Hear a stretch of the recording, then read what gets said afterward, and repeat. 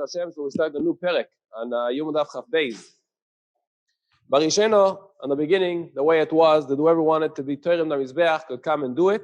And if there was more than one person, so they would run up the kevesh, and whoever got the first to the close to the top of the Mizbeach, within the first top 4 amos, and the Gemara has a suffix whether it means 4 or 6, because we take also the am of the Yisoid and the am of the Soiviv down. So it's either within 4 amos to the top or 6 amos to the top. Whoever gets there first, he's zoichet to do the Truma Sadeshin that day. And if there's 2 people which got there in the same time, so then we bring all the Koyanim together, and the Memuna says, okay, Hatzbiu, take out fingers. And as we're going to see in the Gemara, the reason is because we don't count Jews. And how many fingers they can take out, 1 or 2, and we'll see in the Gemara why sometimes 2, but in either case, it means that we only count it as 1. It doesn't make a difference how many fingers the person took out. And a person is not allowed to take out a gudal in the mikdash, because then it can look like 2 people if he wants to make the count end by him. And we'll see in the Gemara what happens if a person does. It happened, there was a ma'aseh that 2 people were running up the kevesh, and one of them pushed his friend, and he fell off and broke his leg. So basically saw that it becomes a sakono, so they made a takono that every day we'll do it b'pais, we'll do it with a lottery, with the fingers, and every day there was 4 payosos, and that was the first one. Said the Gemara, the reason in the beginning they didn't make a pais for it, because for one of the 2 reasons, either because it's avodas laila, they thought it's not important to people, so they won't come, or because they thought that people will be sleeping. To wake up early in the morning is hard.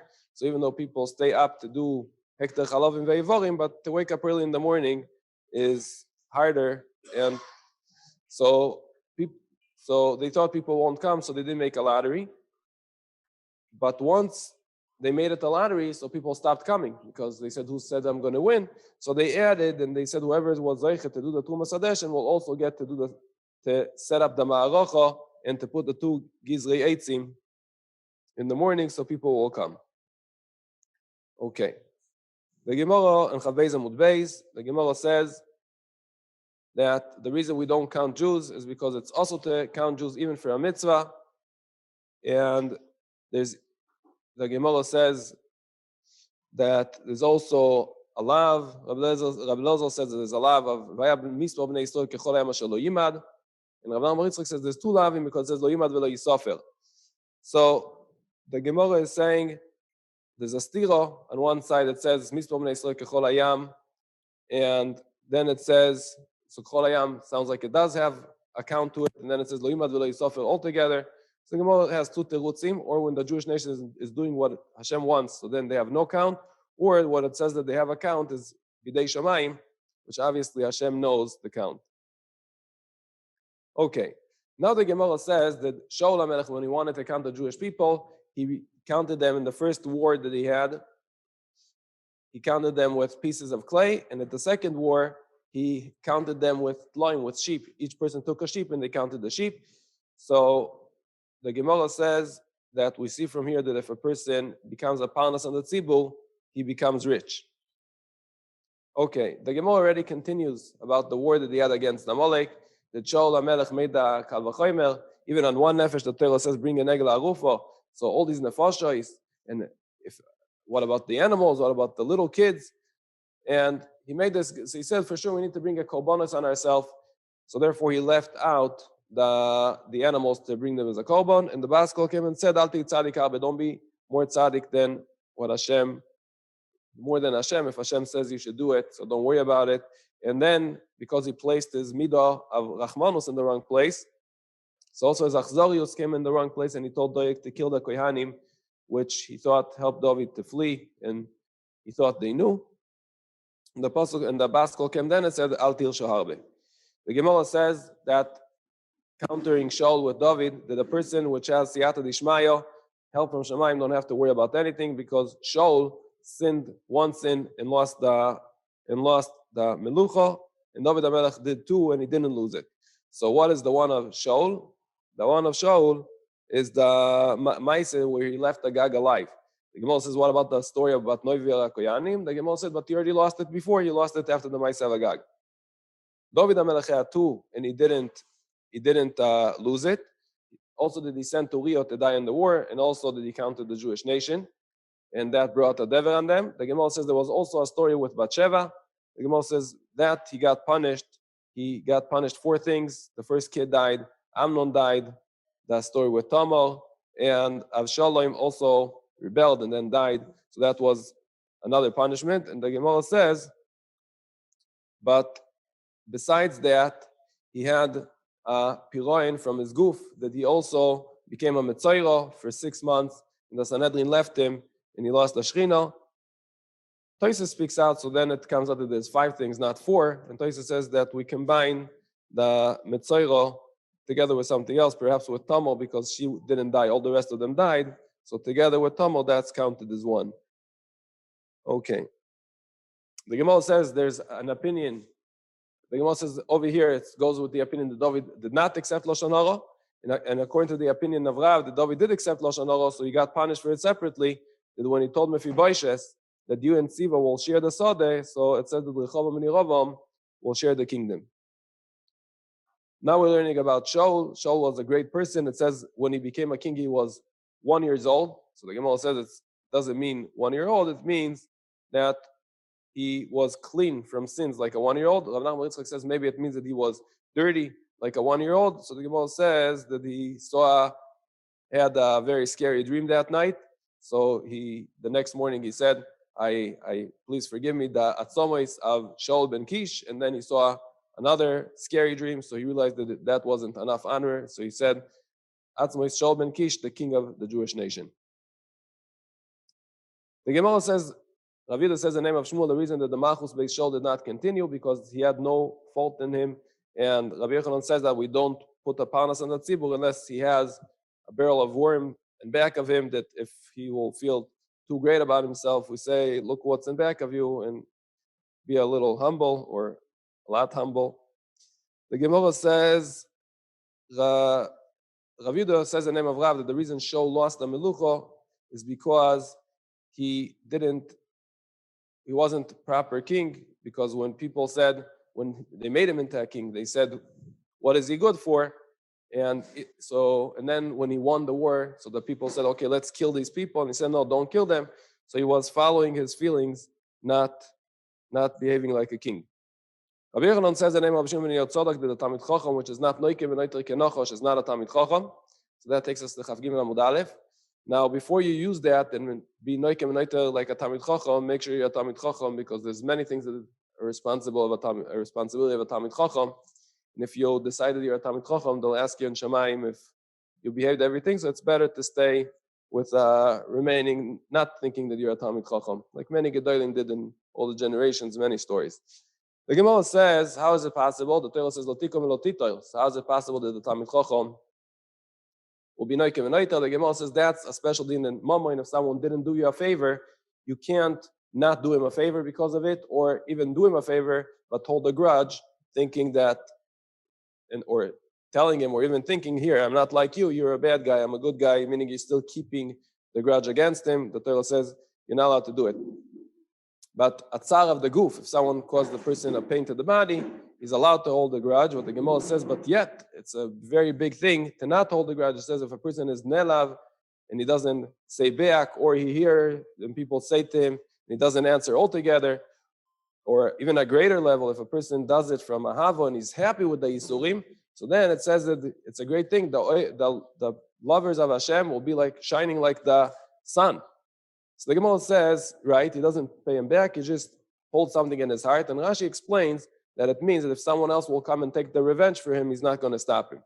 The Gemara says, but it says, which is a great thing. A person can get clean from his averos by just letting go what people do to him. So says the Gemara, that's the Mephaiso Leve Mephayas, that when people ask him to forgive, he forgives.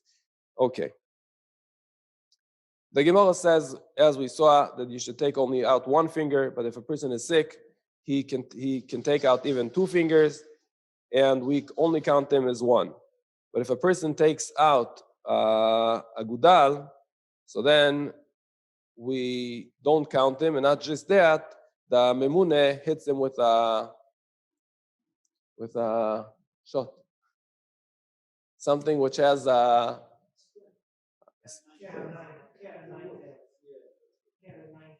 cat and nine tails, okay, something that you hit the horse with, and it has split at the end, and it's more painful, so therefore you should be careful when you do your tzitzis not to hit anyone because it's painful. Okay, so the Gemara says, the Gemara didn't say about the talis. It's fine, okay? The Gemara says,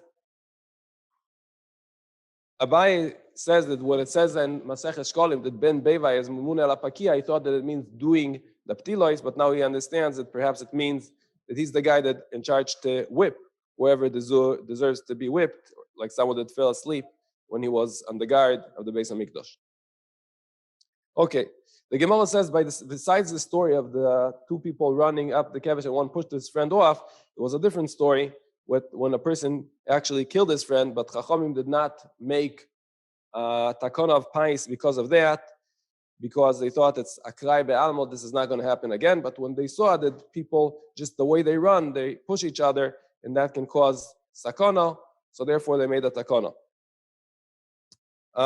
So when the person killed the other person, Rabbi Tzadok stood in the Malas Ha'ulam and he said, who needs to bring now the Egla Arufo? So he doesn't really mean Egla Arufo, either because Yerushalayim doesn't bring Egla Arufo, or because it says by Egla Arufo that we don't know who killed him, and here we do know. He just wanted to cause people to cry, which they did. And it says that the father of the Tinoi came and he said that this kid should be the kapara, but he's still alive, so make sure that the knife doesn't become tummy from him. So the Gemara says, you see from here that the Taharas Kelim was more chashuv to them than Shvichus Damim. And the reason is because Shvichus Damim became very cheap in people's eyes because Menashe killed a lot of people in Mikdash Rishon, and that caused that later generation, they weren't so caring about lives. They weren't extra caring about Taharas Kelim, just the life of people wasn't important. Okay. The Gemara says, now we're learning about there's two dinim. There's dinim to take out the deshen, and there's the dinim of the trumas deshen. It's two different things.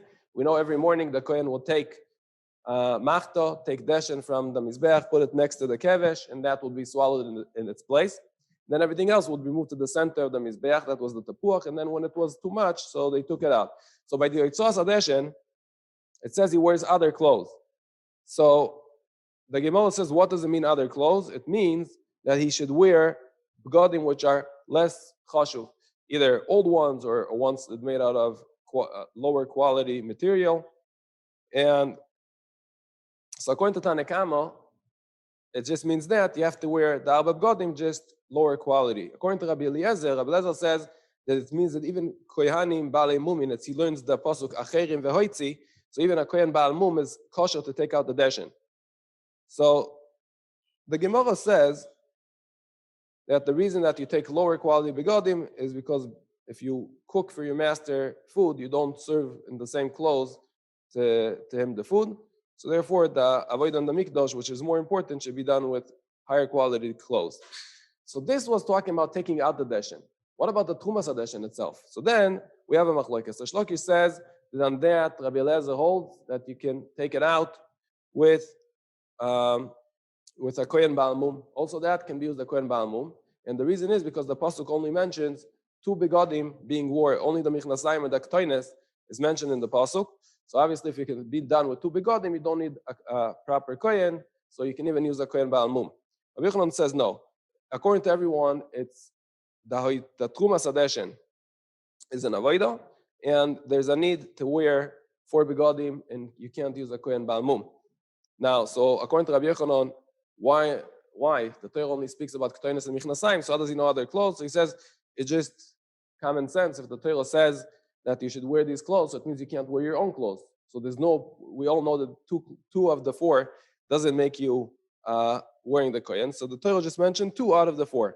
So the question is, why mention Davka these 2? So the Gemara says it came to teach us certain halachas with these 2 begadim. For the Ktoinis, which is like the dress.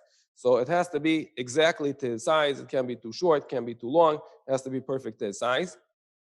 In the Michnes Sebad, it says, Michnes Sebad yilbash al besoroi. And the al besoroi comes to teach me that the Michnasayim should be the first thing on his flesh. So Resh Lakish learns that from the way the Torah says it, Okay, the Gemara suggested perhaps it's a machlokes tanaim, because there's one shita that says Yilbash comes to say that the Kohen should wear also the mitznefes ve'avnet, and according to Rabbi Doiso, it comes to say that the big Kohen Gadol is kosher for a Kohen Hedyoy. So now we have Rebbe, but Rebbe is not shaykh to this, so we'll just skip to Chaf Daled just to see the answer of the Gemara. So the Gemara says, no, everyone agrees that there's a need for 4 clothes. The only question is, do we need the pasuk to tell me that there's need for 4, or once the pasuk tells me 2, I can understand myself that there's a need for 4, but that will be B'ezrat Hashem in the Shir tomorrow. So now we're going to go back.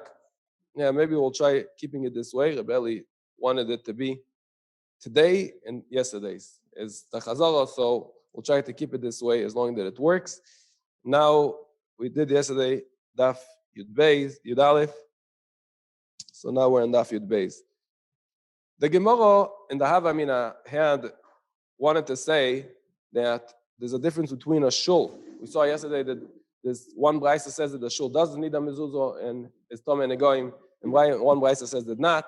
So the Gemara wanted to suggest perhaps if it's a krochim, if it's a place of a lot of people, so everyone is shutvim in it, it doesn't have a special bailim, so then it doesn't need a mezuzah or negoim. Well, okay, so we'll speak about negoim. The Gemara puts the two together. We'll just speak about negoim, but it means mezuzah also. And of kfarim, which has specific bailim to it, it is mitame in negoim. The Gemara says, but it's not true. We see that it says there's a brayso says the Achuzaschem is metame negoim, Yerushalayim is not metame negoim. Rabbi says only the Mokom Mikdosh, so it seems like the shuls are metame negoim, even though they're shuls of krochim. So that the Gemara answered, it means Mokom Mekudosh. The Gemara says, what's the machlokes between Tanekama and Rabbi Yudo, whether Yerushalayim can get negoim or not? The machlokes is whether Yerushalayim was divided among the Shvatim. According to Tanekama, it's not, so therefore Yerushalayim altogether can't be Mekabel Negoim. And according to Rabbi Yudo, it is like we saw the picture with the part of the east part of Beis Hamikdash belonged to Yehuda and the west part belonged to Binyamin, and the cut point was where the Mizbeach is, and the reason the Mizbeach doesn't have Yesoid and in the Mizrach and in the Dorim, almost the whole thing, because this was a Retzu of Yehuda going into Binyamin, and Binyamin wanted so much to have it, so therefore he was Zoiche to be hosting the Shechina in all the transfer that it had, also in the Mishkan Shiloi and also in Oven Givo, and it was all in the Shetach of Binyamin, the property of Binyamin. Okay, the Gemara says the Tana that holds Yerushalayim is not Nitchal Kol Shvatim, holds that you can't rent houses in Yerushalayim because it's not theirs, according to Rav Loza bar Tzadok, even not beds, and because of that, the Balebatim can take, the owners of the house can take Bizroya, the Oiros Kodoshim, and the reason is because the Derech Eretz is to leave it anyway, so they just made a takana that they should take it and host people happier. But the Gemara says that the Gemara brings up Mishnah, a Brayso, that a shul of a kfarim is not mitame negoim because it's not miyuchot to a person.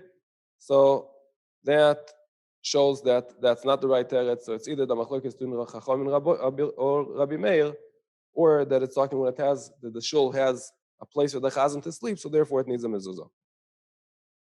Okay, the Gemara says that we're moving back to the Mishnah. The Mishnah says that the Kohen Gadol, we give him a Kohen to replace him. But the Kohen to replace him, we need to make him into a Kohen Gadol. So how do we make him into a Kohen Gadol? So if it was before the Tamid, so it's not of the morning, so it's not a problem. The new Kohen will do the Tamid with the 8 garments of the Kohen, and that will make him into a Kohen Gadol. Now, according to, if it happened afterwards, so then according to the Mandoma, the Avneit of Kohen Gadol on Yom Kippur is different than the Avneit of the Kohen Hediyot. So you show he works with the Avneit of the Kohen Gadol, that shows that he's a Kohen Gadol. But according to the other Mandoma, so what does he do? So there's different answers. According to Abaye, he wears the 8 garments and then he goes ahead and he turns something on the Mizbeach to burn quicker, which is an Avodah, that Azar will be Chayavan. And according to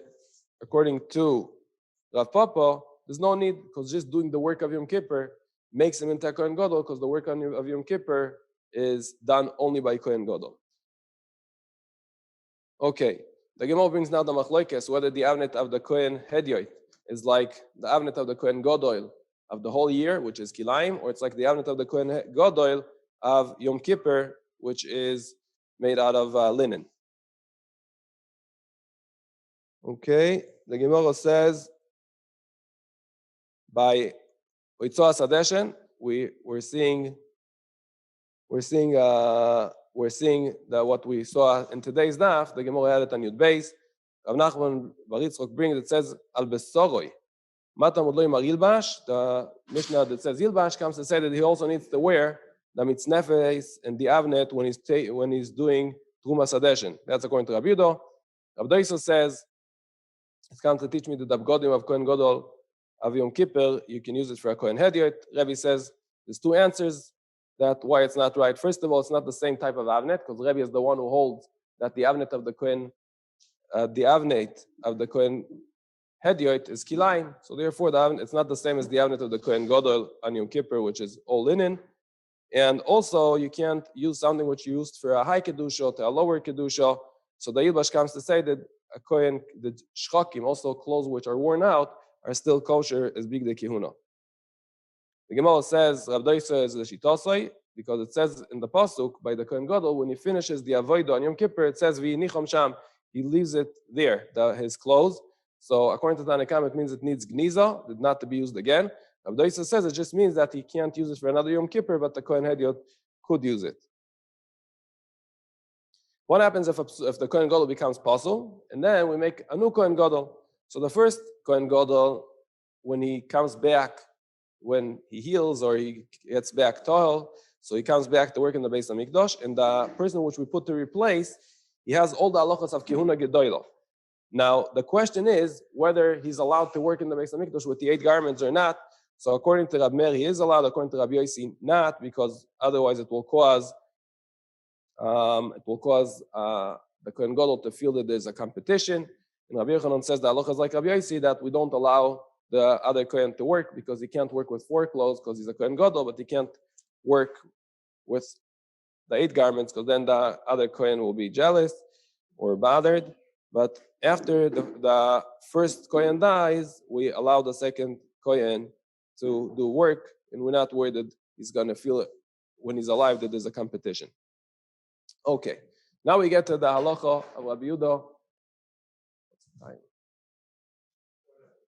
4.5 minutes. Okay, so now we get to the halacha that according to Rabbi Yudo, we say that we give him another wife. Chachamim say we only worry about Tuma, but we're not worried about Misa altogether. But Chachamim say according to Rabbi Yudo, en ladav al soif. So it says the Gemara, if it's en ladav al soif, so also why does it help to make another Kohen? So the Gemara says that really we're not worried that the Kohen Gadol will become Tamei.